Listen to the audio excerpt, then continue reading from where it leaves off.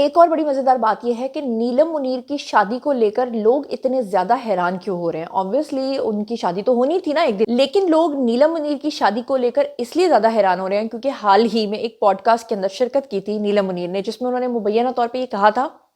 کہ وہ ابھی بھی شادی کرنے کا ارادہ نہیں رکھتی، بلکہ انہوں نے شادی کرنے سے ہی انکار کر دیا تھا. انہوں نے کہا تھا کہ فی الحال ان کا کوئی بھی ایسا منصوبہ نہیں ہے کہ وہ شادی کریں. اسی لیے لوگوں کو لگا کہ اتنی جلد بازی میں اچانک سے شادی کہاں سے آ گئی. اور اس انٹرویو کے بعد نیلم منیر نے اپنی شادی کی تقریبات کا نہ صرف باقاعدہ آغاز کر دیا تھا، بلکہ صوبہ سندھ کے دارالحکومت کراچی میں مائیوں کے لیے کرائے گئے فوٹو شوٹ کی تصاویر بھی انہوں نے شیئر کر دی تھیں. اور اطلاعات تھیں کہ نیلم منیر کی شادی کی تقریبات جو ہیں، اس وقت آپ کو یاد ہوگا میں نے ولاگ بنایا تھا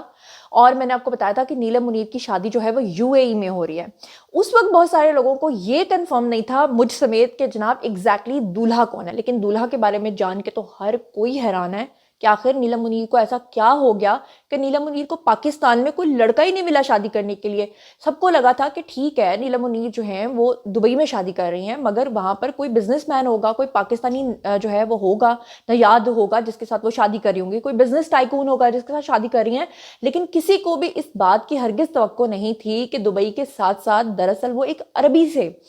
عربی شیخ یا حیا یا حبیبی کے ساتھ شادی کر رہی ہیں. ویسے تو وہ بھی مسلمان ہے اور الحمدللہ ہم بھی مسلمان ہیں، لیکن کسی کو یہ توقع نہیں تھی، اس لیے میں ایسا بول رہی ہوں.